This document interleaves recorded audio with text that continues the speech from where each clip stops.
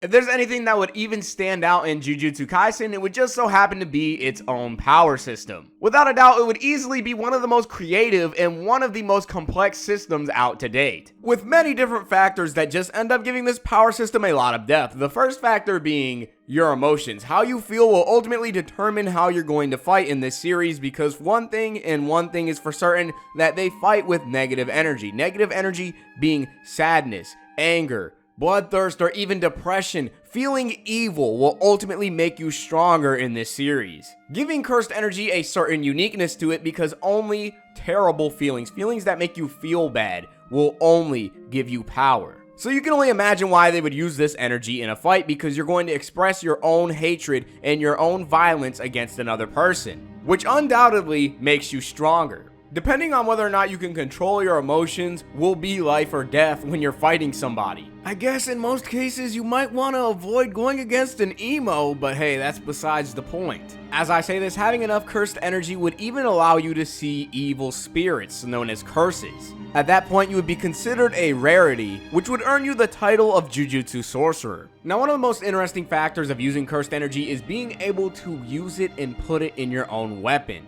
allowing you to control it freely, which would only be natural because, once again, this power revolves around killing intent and anger. Now, let's say if Yuta were to use a katana as a weapon. Now, depending on how much killing intent, sadness, or anger he would put into a swing of the sword would ultimately dictate how much power a sword slice will have. Simply put, the more energy, the stronger it will be. But we all knew that already, because after all, something like that is just common sense. Channeling your cursed energy can be done in many different ways, which allows Jujutsu sorcerers to fight not only in a unique way, but it would allow them to fight within their own character. And I think a very easy example for this would be Nobara, because she would be able to fight with a hammer, nails, and even a voodoo doll, which is very akin to her own roots. By simply using her hammer and hitting nails, she can not only use these as a projectile, she would be able to channel her cursed energy into these same nails by making an attack that no one would really be able to expect, because these nails would end up growing in length and sharpness, all because a little bit of cursed energy was being put inside of it. And this is how powerful nails could be when it's not even in the hands of a master of cursed energy. Other uses of cursed energy get even more interesting, because you could even channel the cursed energy throughout your entire body. And we would see Yuji do this a lot in the entire series, having him channel his own killing intent and rage into his fists, which would easily allow him to punch through walls.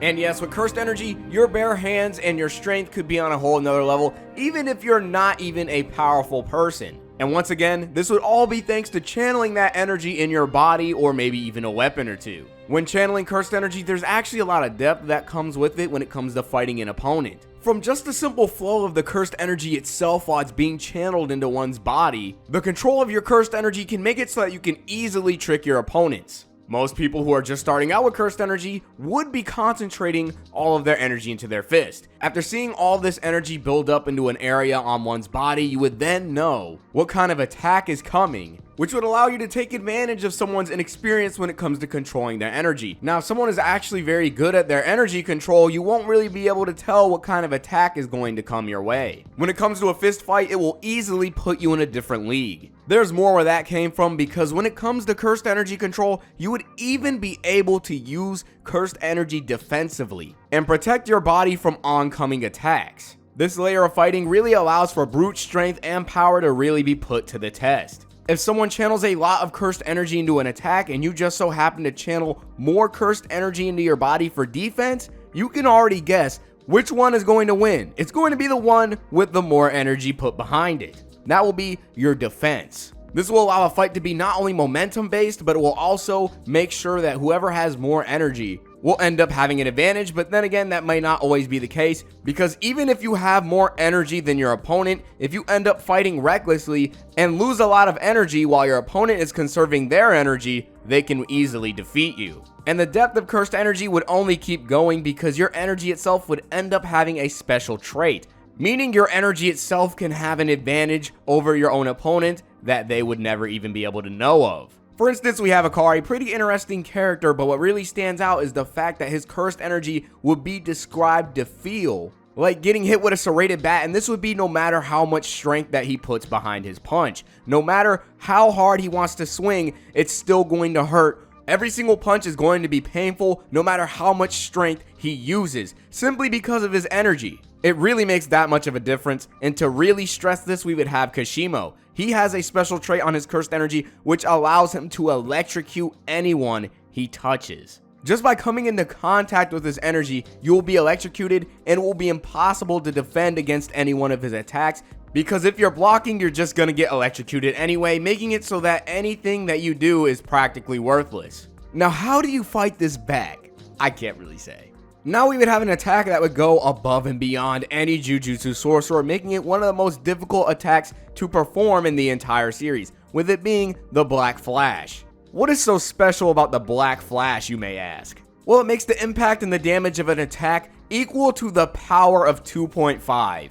Any single attack would end up being in a completely different league with the Black Flash behind it, and this is an attack you would not be able to use at will. Honestly, you might even consider it a blessing from God. This move would distort space itself. And to really get you a better idea how powerful this move is, let's just say I attack you and I hit you for 5 points of damage. Now, when I use this same attack, but I apply the Black Flash behind it and use the Black Flash's damage multiplier of the power of 2.5, this 5 damage would end up becoming 55.9. The Black Flash behind any attack would allow it to do more than 10 times its regular damage. And this would be something that would just happen randomly. Rightfully so, honestly, because it's pretty ridiculous with how strong the Black Flash can actually make an attack. And this is just a special chance that just may or may not happen when it comes to this power system. Going a little further, we'd even learn a little bit more about presence.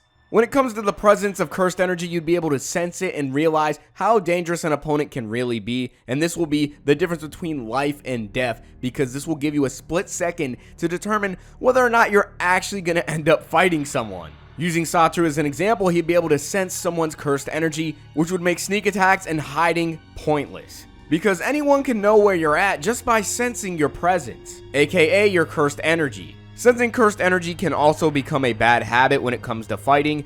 If you were fighting someone who had heavenly restriction, you wouldn't be able to sense their energy, and they could use that as an advantage against you. Knowing when to sense cursed energy is a game changer, but not only that, you would also need to keep track of anyone's residuals. For lack of a better word, you can consider them footprints, because when you look at them, they would be activated due to whenever a cursed technique is being used. They would be pretty hard to notice, so you would have to concentrate and focus in order to notice any residuals. This can make stealth and Jujutsu all the more reasonable, let alone finding a lead. There's another facet of the power system that comes in the form of support, with it being reverse curse technique. This would allow any sorcerer to heal any wounds of their allies, and even heal themselves from battle. With that being said, you'd be able to multiply your own cursed energy, which in turn would be able to even heal you. There is one huge leading factor when it comes to the Jujutsu Kaisen power system, with that being your birth.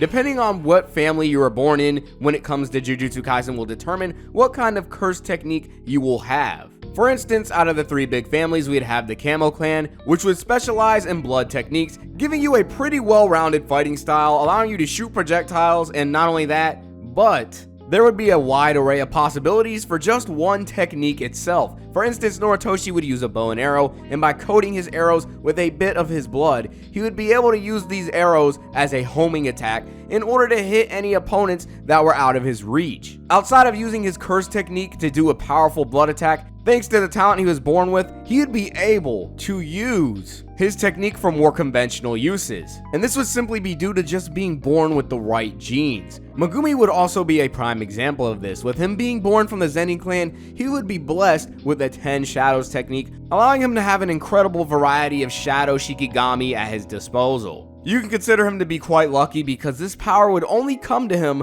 from his family through generations, because others actually wouldn't end up being as lucky as Megumi. Because at birth, you could end up having to deal with the heavenly restriction. The heavenly restriction would end up being bindings that are placed on you during your birth into the world of Jujutsu. The heavenly restriction would have many different capabilities, with them ultimately giving your body a drawback. With that being said, you would have people who have no cursed energy, yet for the payoff of having no cursed energy, they would be able to have superhuman strength, leaving their senses to be way better than a human being's, let alone a Jujutsu sorcerer. With this restriction, it would be very difficult for anyone to even keep their eyes on you because of your speed. Even feats such as catching a bullet with your own bare hands would seem easy. The heavenly restriction would also have another possibility of affecting a Jujutsu sorcerer at birth. For instance, we have Mekamaru. He would go through heavenly restriction, yet he wouldn't go through a heavenly restriction that would give him superhuman strength, but instead, it would completely decimate his body, and his payoff for having a horrible body would be the very fact that he'd have an amazing amount of cursed energy, which would give him a huge amount of potential in the Jujutsu world. Without a doubt, the heavenly restriction would be nothing more than a double-edged sword. You would be born with something, yet you would end up having something taken away from you. Depending on the circumstances, it may or may not make or break you as a person. Now we would have cursed energy output. Cursed energy output would be a huge defensive and offensive option that you can use in a fight. This would allow anyone to be able to shoot cursed energy right through their own body. An individual will be able to process and concentrate all of this energy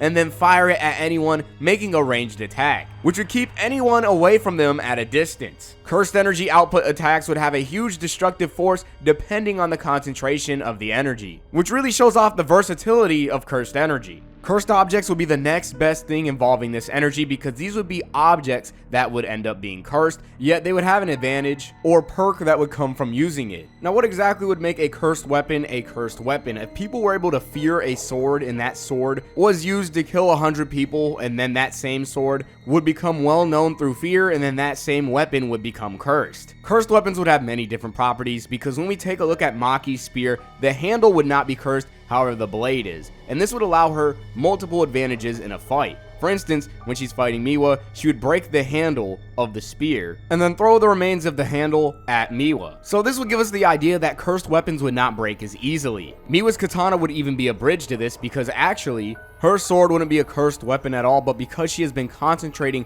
her own cursed energy into that same sword, it would be on the bridge to becoming a cursed weapon. When it comes to the perks of cursed weapons, we would have the Chain of 1,000 Miles. Toji would use this weapon, and this weapon would be endless unless you saw the other side of the weapon. Insanely enough, the side that you're supposed to look at in order to stop its immense length is already hidden by Toji. Some cursed weapons may have weaknesses, but those weaknesses can also be worked around. Give you a proper idea just how far a cursed weapon can actually go, with some weapons even having the power to negate any curse technique, which should really let you understand just how much weight a cursed weapon can really have when it comes to a fight. And finally, we would have domain expansions, with them being the ultimate game changers in the entire series. Domain expansions are practically an I wanna win button. You use your domain expansion, you won, unless someone has more cursed energy than you, because yes, domains all depend on one person's cursed energy. These would end up being massive constructs that would end up having you getting trapped in one person's worldview. Now, what is so special about a domain expansion? You see, a domain expansion can actually make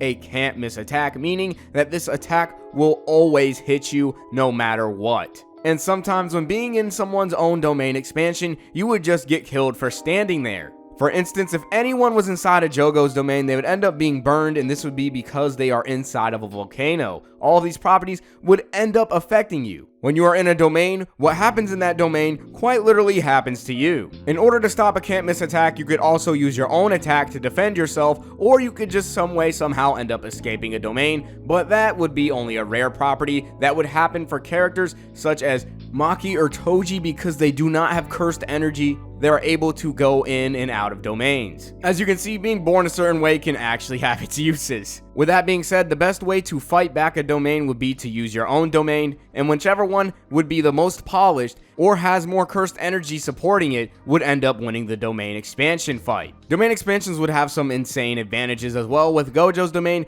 being able to put infinite amounts of information into someone's head, making them a vegetable, leading them to no longer to be able to even fight. While other domains would have something just as powerful, if not even more crazy, happening on the inside. You see, most domains would trap people inside and they wouldn't even be able to escape. Yet, when we have someone like Sukuna's domain, his domain would travel up to 200 meters, with you being able to escape it. And this would all be thanks to a binding vow. By using a binding vow, you'd be able to place conditions on yourself and make it so that you can stress any area of combat in which you want by sacrificing another area. Binding vows would also be made so that you can ensure someone would fulfill their end of a bargain, and if anyone breaks a vow, they'd end up getting cursed in a very, very bad way. Who knows exactly what will happen when someone breaks these vows? But Sukuna would make the ultimate trade-off by making his domain rather than trapping any of his opponents. This trade-off would have its own advantages. There are even domains that are made specifically to counter other domains, with that being Simple Domain. Simple Domain would be made to counter